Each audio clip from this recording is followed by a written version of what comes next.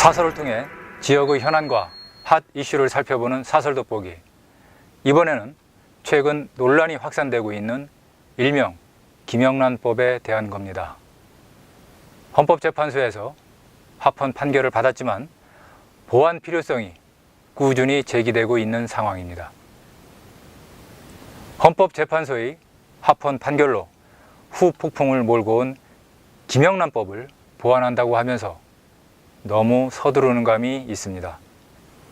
국민의 일상생활과 경제에 미치는 영향이 커 시행 이전 보완한다고 하지만 그 부작용이 너무 부각되다 보니 정부 부처에서도 이견이 나오고 있습니다. 서로 다른 목소리는 8월 2일 있었던 정부 입법정책 실무협의회에서도 나왔습니다. 농림축산식품부, 해양수산부, 산림청은 시행령안이 2003년 만들어진 공무원 행동강령을 기초로 한 건데 이후 물가 상승률을 고려하지 않았고 농수축산업이나 임업 등 유관업계의 현실이 반영되지 못했다는 입장을 나타냈습니다.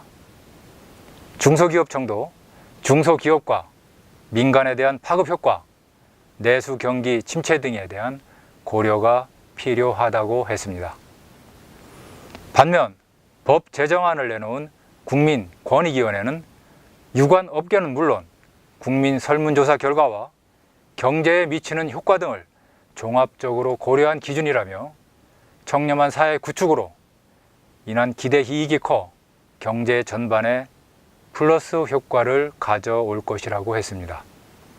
앞으로 정부 입법정책협의회에서 어떤 결과가 도출될지 관심이 쏠리고 있습니다. 정치권도 개정 행보를 보이고 있는데 역시 식사 3만 원, 선물 5만 원, 경조사비 10만 원으로 묶여있는 이른바 3, 5, 10 법칙에서 특히 식사와 선물의 상한선을 완화하려는 움직임이 나타나고 있습니다. 지나친 일상생활 규제로 인한 상거래 위축과 경기 침체 우려를 가장 큰 이유로 꼽고 있습니다. 그러나 반론도 만만치 않습니다. 우리 경제가 지금까지 공직자 접대와 한우, 굴비 세트 같은 고가의 선물로 지탱해왔고 이런 씀씀이가 없으면 경기가 휘청거릴 정도로 허약하느냐는 따가운 시선이 꽂히고 있습니다.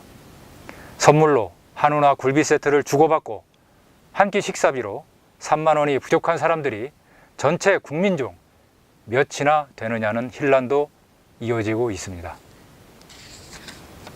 법을 보완하려면 문제가 되었던 국회의원을 비롯한 선출직 공직자들이 공익 목적으로 제3자의 고충과 민원을 전달하는 걸 부정청탁 예외 범위로 그대로 둘지, 이해충돌 방지 조항을 신설할지 같은 근본적인 걸 고민해야 합니다.